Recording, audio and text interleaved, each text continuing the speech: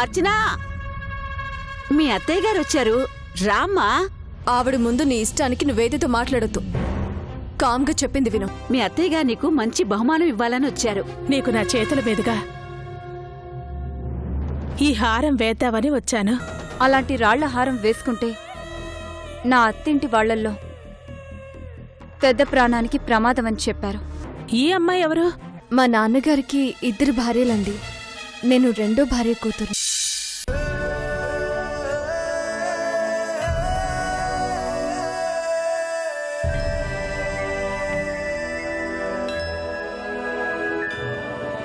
ఏవండి, మల్లెపూలు తీసుకుంటావా? నేనెందుకు తీసుకుంటాను? మీరే కొనివ్వాలి. అలాగే. నమస్కారం హరిబాబు. నమస్తే. మల్లెపూలు ఎంతమ్మా? మోర 25 రూపాయలండి. 25 రూపాయలా? అంత రేటుందా? పెళ్ళయిందనే కాని ఎప్పుడన్నా పూలు కొంటే కదా రేట్లు తెలియడానికి. అవును కదా. సర్లే, ఎన్ని మూరలు కావాలో తీసుకో శిరీష. ఒక 2 మూరలు ఇవ్వండమ్మా. 2 మూరలేం సరిపోతాయమ్మా. నాకవి చాలు. తను అలాగే అంటుంది కానీ నువ్వు చెప్పిందే కరెక్ట్. 2 మూరలేం సరిపోతాయి. ఓ పంచే, ఆ బుట్టిచ్చేయమ్మా. బుట్ట పూలు ఎందుకండి? చెప్తాను, తీసుకో. హరిబాబు గారు చెప్తుంటే వద్దంటారేటమ్మా. తీసుకోండి. తీసుకో శిరీష.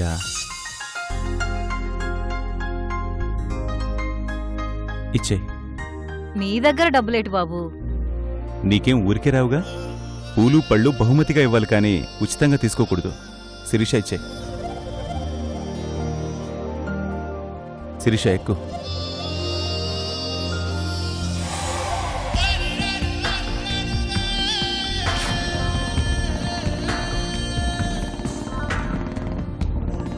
ఏమండి, బండి ఆపండి, ఆపండి.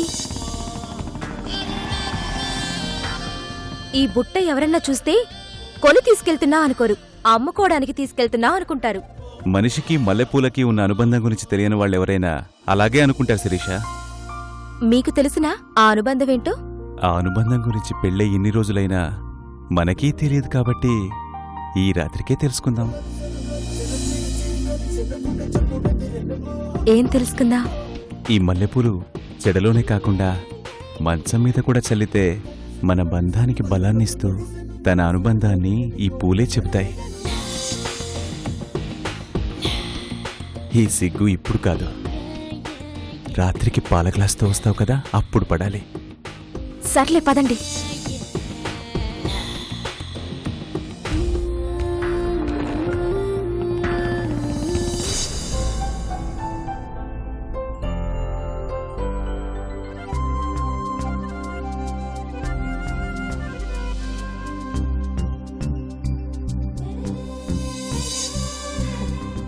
కూర్చోండి. అర్చనా, నువ్వేంటి ఇంకా చూస్తున్నా? రా కూర్చో.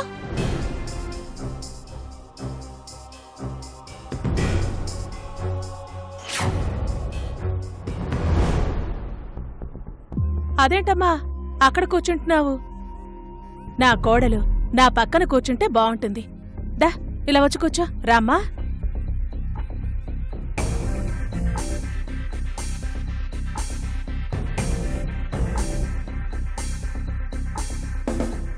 అవును, ఆ అబ్బాయి పూజారి ఏడి? డబ్బిచ్చి పంపించేశాను. అదేంటి, భోజనం చేయమని చెప్పలేకపోయారా? చెప్పాను, కాని ఏదో పనుందని వెళ్ళిపోయాడు. ఓ సరే.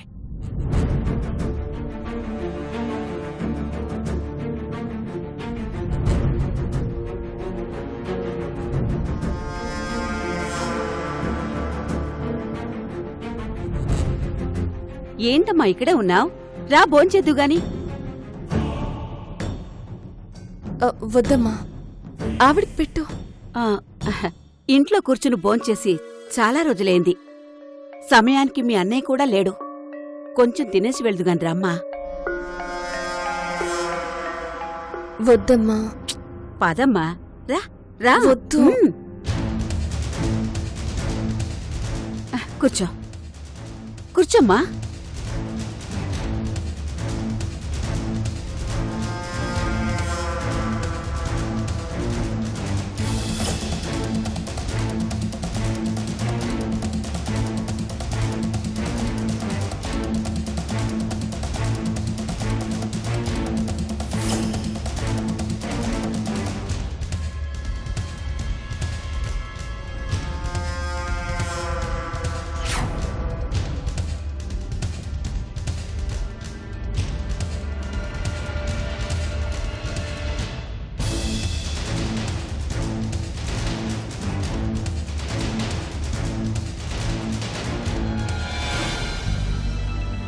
పర్వతనేని హరికృష్ణ గారి సంబంధం అంటే చాలా మంచి సంబంధం అనుకున్నాను.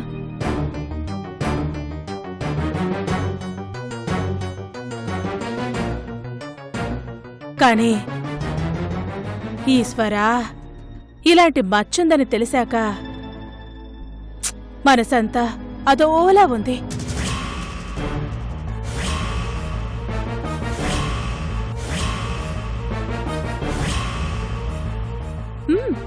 సరే, ఏం చేస్తాం? సంబంధం ఖాయం చేసుకున్నాం, ముహూర్తాలు కూడా పెట్టేసుకున్నాం. మీరు బాధపడేంత తప్పేం జరిగింది? జరిగింది కాదు, జరుగుతూ ఉంది. భర్తకి రెండో భార్య ఉందంటేనే క్షమించరు. ఈశ్వరా, కాని మీరు దానికి విరుద్ధంగా వాళ్ళ పిల్లల్ని కూడా తీసుకొచ్చి ఇలా నట్టింట్లో కూర్చోబెట్టి భోజనాలు కూడా పెడుతున్నారు.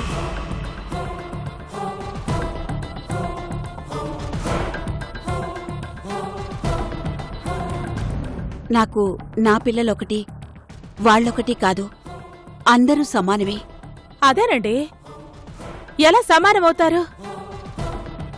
వీధి గుమ్మానికి పెరటి గుమ్మానికి చాలా తేడా ఉంటుంది.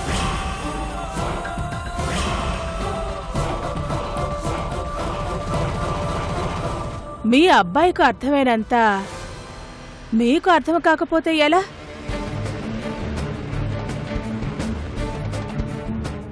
కాబోయే వియ్యపురాల్ని నా ముందు కూడా ఇలాంటి వాళ్ళని తీసుకొచ్చి కూర్చోబెట్టారు అంటే మీకు పద్ధతులవి తెలిసినట్టుగా లేదు. సరే, మీకు తెలియకపోవచ్చు. పెరటి గుమ్మల్లోంచి రావాల్సిన వాళ్ళు వీధి గుమ్మల్లోంచి రాకూడదని వాళ్ళకైనా తెలియాలి కదా.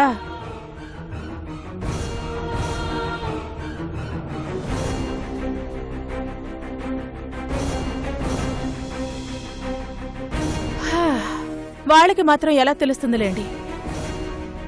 తల్లికి లేని పద్ధతి పిల్లలకు వస్తుందా?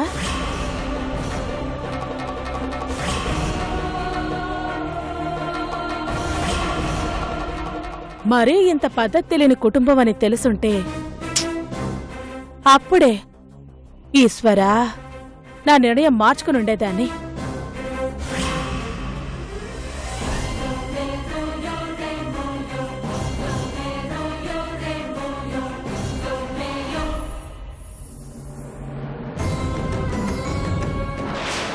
మీ నిర్ణయం ఇప్పుడైనా మార్చుకోవచ్చు.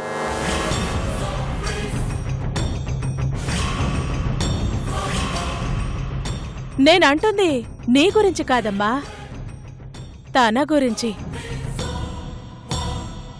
తనంటే ఎవరు? మా అక్క కాదా? మా అక్క గురించి అలా మాట్లాడితే మాకు మాత్రం బాధగా ఉండదా? మీ అక్కయ్య అయితే మీ అన్నయ్య ఎందుకు దూరంగా పెట్టాడు? వాళ్ల గురించి మా దగ్గర ఎందుకు దాచిపెట్టాడు? దాచిపెట్టలేదు. మీరు అలా ఆలోచిస్తారని తెలియక చెప్పలేదు. ఈశ్వరా, నా కోడలికి నాలాగే కోపం ఎక్కువ.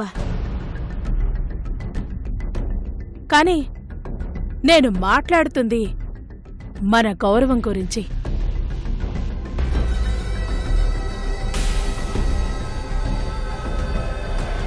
మీ అన్నయ్యకి ఇష్టం లేనప్పుడు మీకెందుకు తనతో? వాళ్ళని నా బిడ్డల్లాగే పెంచుకున్నాను. ఎవరికోసమో ఆ మమకారాన్ని చంపుకోలేను. నేను మనుషుల కన్నా గౌరవానికి, పద్ధతులకి విలువనిస్తాను. అలాంటి వాళ్లతో బంధాలు ముందు ముందు చాలా ఇబ్బందులకు గురిచేస్తాయి. ఈశ్వరా, ఆ అమ్మాయి మీ అమ్మాయిలా ఈ ఇంట్లో తిరగటం మీ అబ్బాయికే కాదు, నాకు నచ్చదు.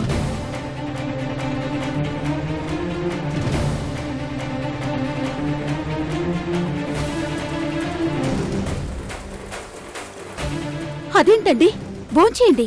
చాలు, నేనింక బయలుదేరతాను. మా వాడు వచ్చేదాకా ఉండమ్మా. లేదు, పనుంది. ఉంటాను. వస్తానమ్మా.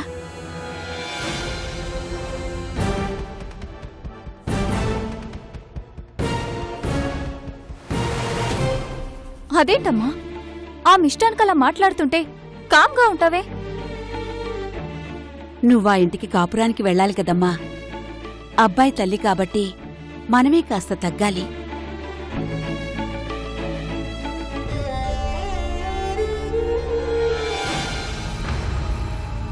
వాళ్ళ దగ్గర మనం ఎందుకు తగ్గాలి? ఆ ఇంటికి నేను కోడలవ్వడానికి పెళ్లి జరిగితే కదా. నా పెళ్లి ఎప్పుడో జరిగిన విషయం తెలియక అనవసరంగా అలాంటి వాళ్ల దగ్గర తలొంచుతున్నారు.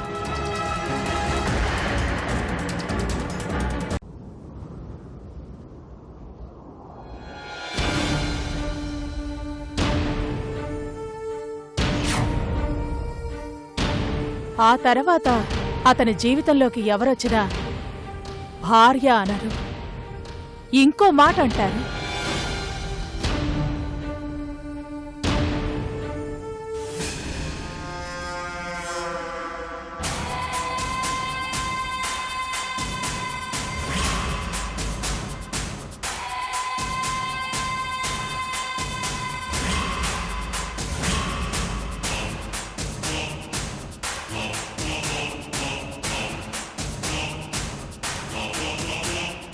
మీరా రండత్తయ్య. వద్దు, ఆ పిలుపు కోసం నేను ఈ ఇంటికి రాలేదు. నన్ను అత్తయ్య అనే హక్కు నేనిచ్చింది అర్చనకి, అంటే నాకు కాబోయే కోడలికి, నీకు కాదు. సహజంగా నేనిలాంటి ఇళ్ళకి రాను. ఈశ్వరా, అయినా వచ్చాను అంటే నీతో ఒక విషయం తేల్చుకుందామని వచ్చాను.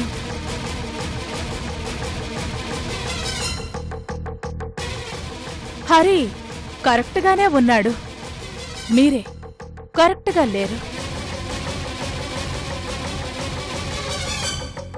పంచాంగం పరమేశ్వరి అని అందరూ పిలుస్తుంటారు, కాని నా అసలు పేరు అది కాదు. పల్నాటి పరమేశ్వరి. నా గడ్డలో ఎంత రోషముందో నాలోనూ అంతే రోషముంది. అందుకే మొదట్నుంచి నా ఇంటిని, నా ఇంట్లో మనుషుల్ని, పనివాళ్లతో సహా పద్ధతిగా పెంచుకుంటూ వచ్చాను. పద్ధతి తప్పితే కన్న కొడుకని చూడ్ను, కట్టుకున్న భర్తని చూడ్ను. అది నా క్యారెక్టర్. కాని మొట్టమొదటిసారి హరి అనేవాడు మంచివాడని, 10 మంది అనే మాటను నమ్మి ముందు వెనక ఆలోచించకుండా నా కొడుక్కి ఈ సంబంధం ఖాయం చేసేశాను. కాని నేను కోరుకున్నది ఇలా, ఈశ్వరా, రెండిల్లున్న సంబంధం కాదు.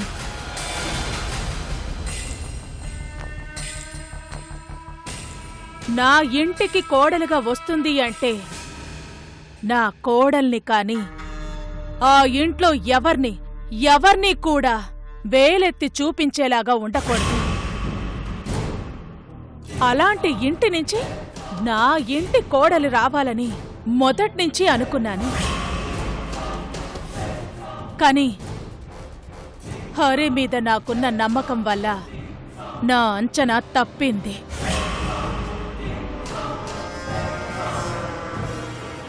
ఈశ్వరా, నాకిలా 2 ఇళ్ళు, వీళ్ల పిల్లలు, వాళ్ల పిల్లలు, ఇలాంటి కొలగూర గంపంటే నాకిష్టం ఉండదు. భార్య, భర్త, పిల్లలు, కుటుంబం అంటే అది. భర్త, భార్యలు, పిల్లలు కాదు. దాన్ని ఈశ్వరా కుటుంబం అనరు. సరే, తప్పు చేసిన మీ నాన్న ఎలాగూ లేరు. ఆ తప్పుని మీరెందుకు కొనసాగిస్తారు? ఏ హరి తానింటికి రావద్దని చెప్పాడుగా. తాను లేనప్పుడు నువ్వు ఆ ఇంటికి రావటం, ఆ ఇంట్లో తిరగటం నాకిష్టం ఉండదు. అందుకే ఇలాంటి కుటుంబం నుంచి వచ్చే అమ్మాయిని తీసుకెళ్ళి నా కోడలిగా చేసుకొని నా పరువు పోగొట్టుకోలేను. నా కొడుకుని నలుగురిలో అవమానపడేలా చేయలేను.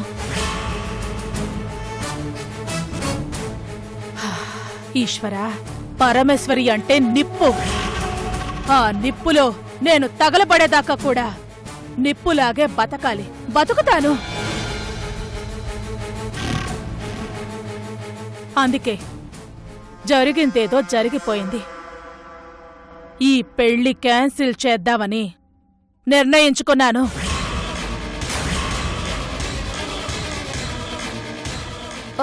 అయ్యో వద్దండి, అంత పని మాత్రం చేయకండి.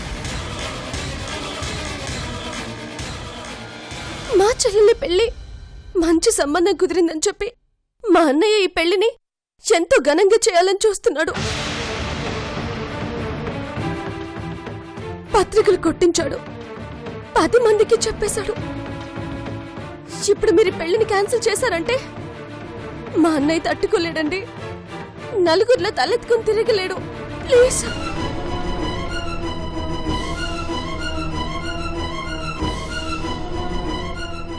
పెళ్ళ ఆపితేనే మీ అన్నయ్య పరువంతా పోతే 2 కుటుంబాలున్న ఇంటికి నా కొడుకుని అల్లుడిగా చేశానంటే నాకు, ఈ పరమేశ్వరికి ఎంత అవమానంగా ఉంటుంది. ప్లీజ్ అండి, మా 2 కుటుంబాలు ఎప్పుడు 2గానే ఉంటాయి. మా అన్నయ్య ఆ రోజు నుంచి ఈ రోజుకి మమ్మల్ని ఏ విషయంలోనూ తన మనుషులుగా చూడలేదు.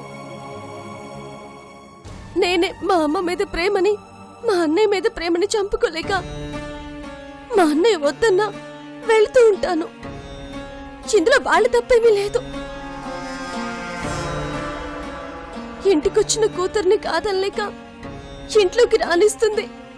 అంతేకాని వాళ్ళు మీరు అనుకున్నట్టు కాదండి. మా అమ్మ చాలా మంచిదండి. మా చెల్లి చాలా మంచిది. మా అన్నయ్య చాలా గొప్పవాడు.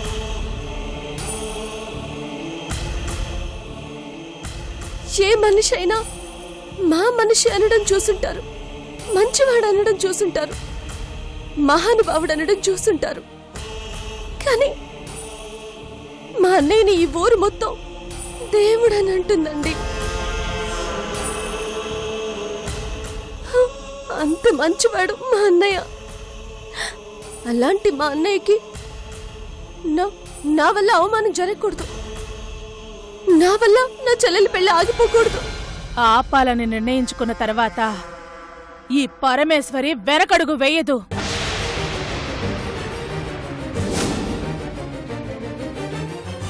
మీ కాళ్ళు పట్టుకుంటాను, దయచేసి ఆ మాట మాత్రం అనొద్దు.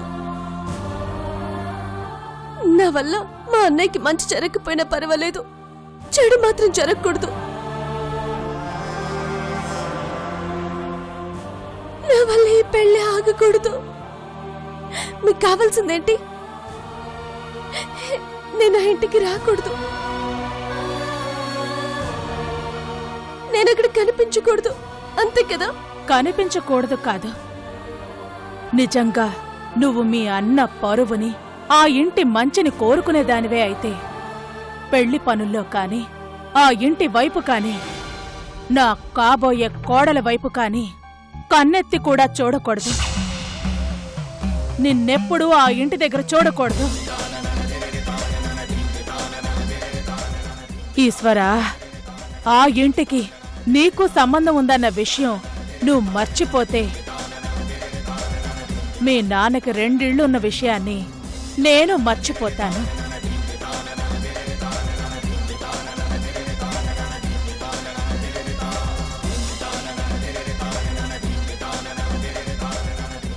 నిజంగా రానండి.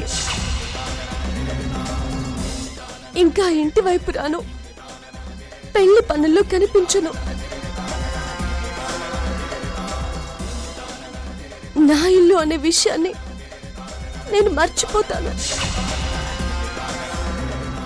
కానీ కానీ ఈ పెళ్లిని మాత్రం ఆపకండి. మా అన్నయ్య పరువు మాత్రం తీయకండి ప్లీజ్. ఈశ్వరా, నువ్వు ఇదే మాట మీద ఉండు. నీ మాట నువ్వు నిలబెట్టుకున్నప్పుడు అప్పుడు ఆలోచిస్తాను పెళ్లి గురించి. ఆ?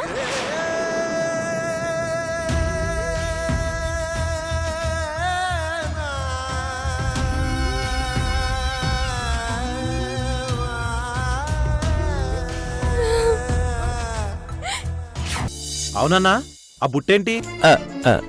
అవా పండ్లు. ఏది ఓ పండివమ్మా. నేను మీ అమ్మాయిని పెళ్లి చేసుకోవాలనుకుంటున్నానండి. మా అమ్మాయినా? అవునండి, తనంటే నాకు చాలా ఇష్టం. ఇప్పుడొచ్చి చెప్తున్నావేంటి బాబు? ఆల్రెడీ దానికి నిశ్చితార్థం కూడా అయిపోయింది కదా.